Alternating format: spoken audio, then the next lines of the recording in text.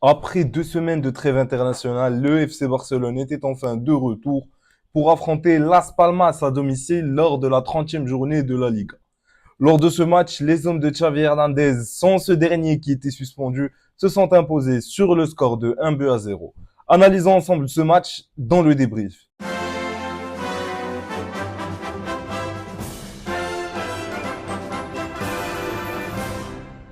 Alors que d'habitude, le FC Barcelone est une équipe qui a pas mal de mal à revenir après les trêves internationales. Cette fois-ci, dès les premiers matchs, les couleurs sont bel et bien de retour. Ils nous l'ont prouvé encore une fois face à Las Palmas avec cette quatrième victoire d'affilée, ce 11e match sans défaite et surtout ce cinquième clean sheet d'affilée en Liga.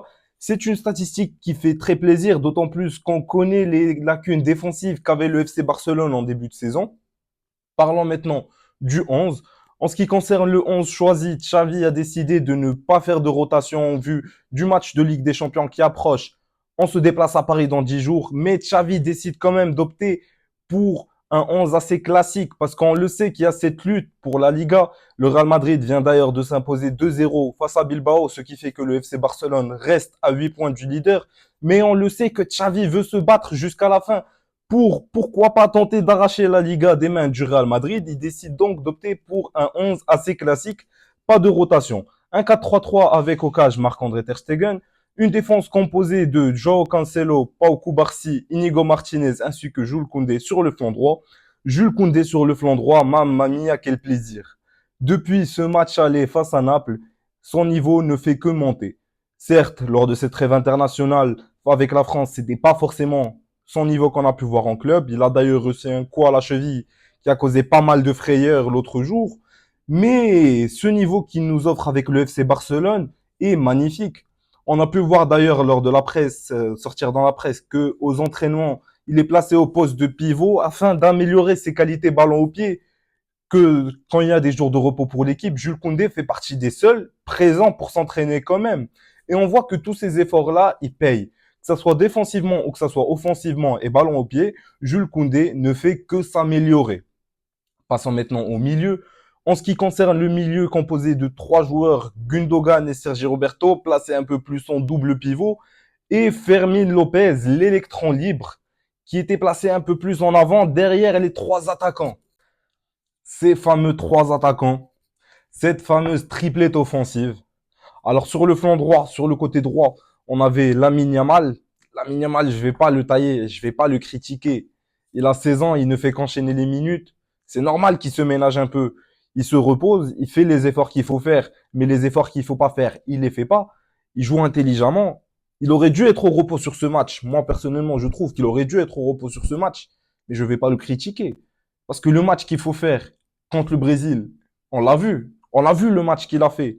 C'est pas les Brésiliens qui sont venus faire danser la samba. C'est Lamine Yamal qui a imposé la samba au Santiago Bernabéu.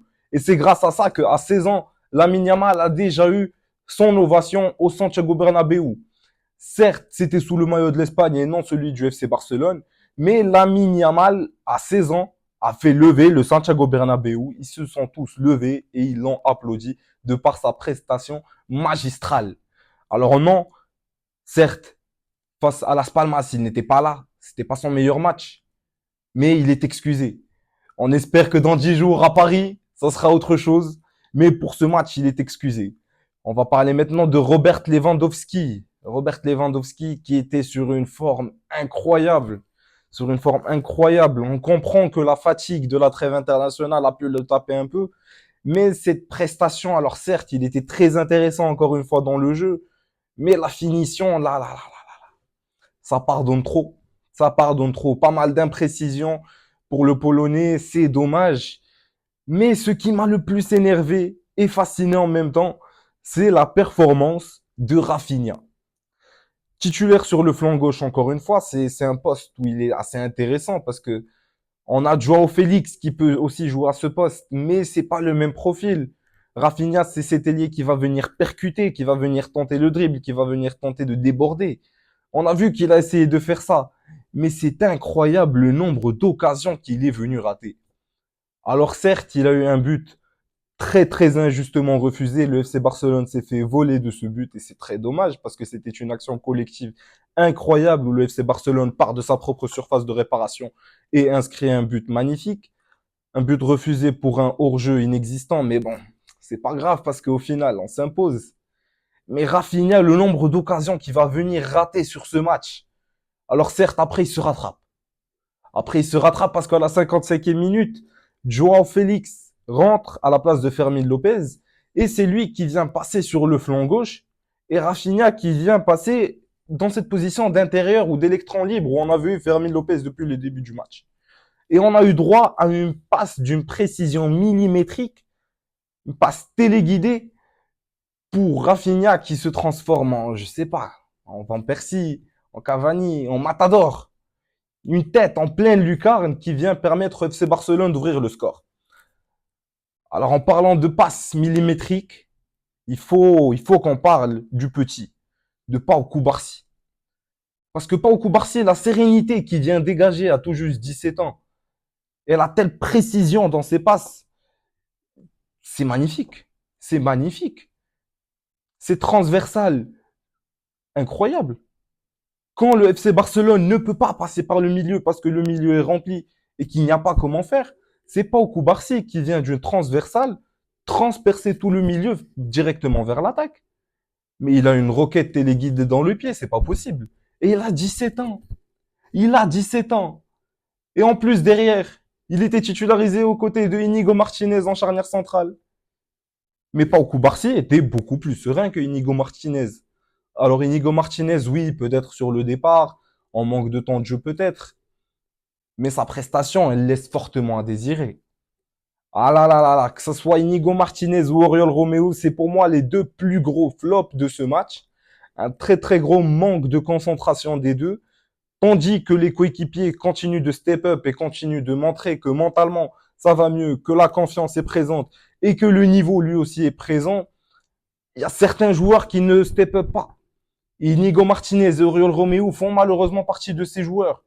Parce qu'on le voit que en fin de match, c'est eux les deux qui viennent commencer à stresser un peu. On a vu que ça fallait être puni parce que Alberto Molero, d'ailleurs excellent joueur de Las Palmas, qui n'a pas pu jouer tout le match vu qu'il a été blessé avec l'Espagne U21, il a eu une gêne donc il n'a pas pu jouer tout le match. Mais moi je le dis, s'il était titulaire d'entrée de jeu, le match aurait pu être complètement différent. Le match aurait été complètement différent avec ce petit. Parce que le petit Alberto Molero de 20 ans, qui a failli suivre les pas de Pedri il n'y a pas si longtemps que ça cet été, qui a failli quitter Las Palmas pour s'engager pour le FC Barcelone, c'est un joueur exceptionnel. C'est un excellent joueur. Et pour les connaisseurs de Liga, ils le connaissent déjà. Et pour ceux qui ne connaissent pas forcément, ils entendront parler de lui. Hein.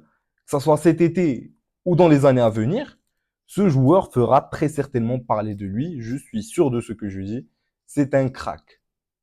Il faut aussi saluer la performance de Las Palmas.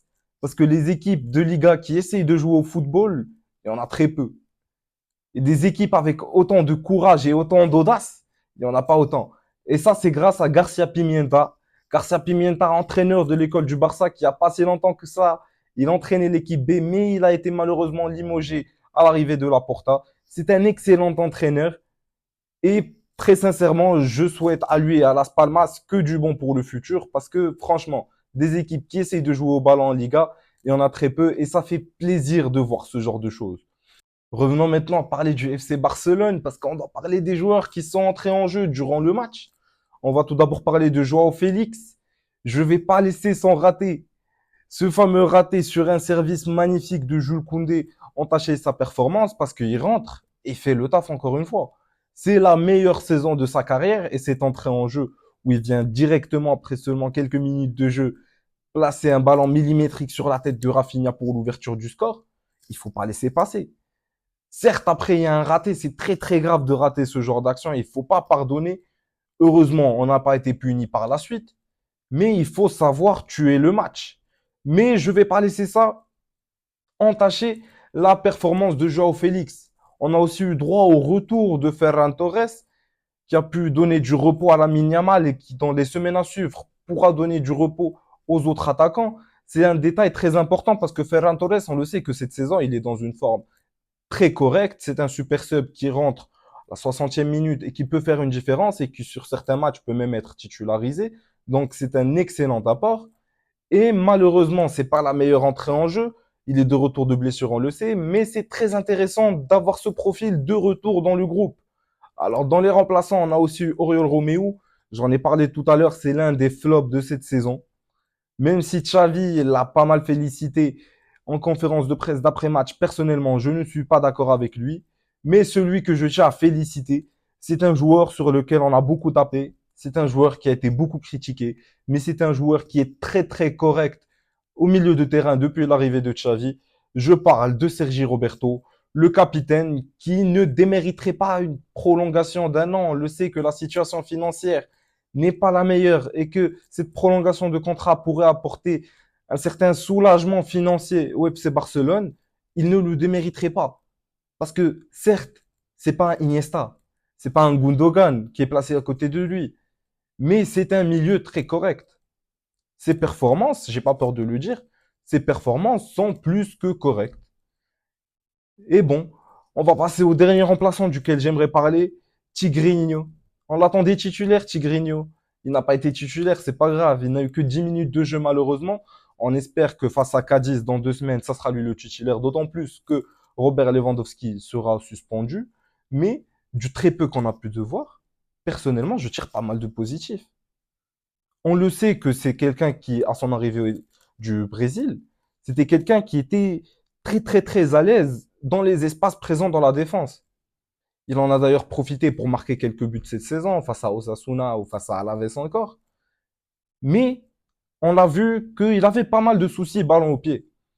Et personnellement, lors de ces 10 minutes de jeu où il a joué, j'ai remarqué une certaine amélioration sur cet aspect. C'est pour moi quelque chose de très positif parce que c'est très important de pouvoir donner du répit au cadre, à ces joueurs titulaires lors des prochaines semaines à venir qui vont être très très importantes et cruciales pour cette fin de saison en espérant que des résultats positifs. Ça sera tout pour la vidéo d'aujourd'hui. On se retrouve très très bientôt pour parler de l'avant-match face au Paris Saint-Germain pour ce quart de finale aller. Je vous souhaite à tous une très très bonne journée. J'attends vos retours en commentaire. N'hésitez pas à laisser un j'aime et à vous abonner. À la prochaine.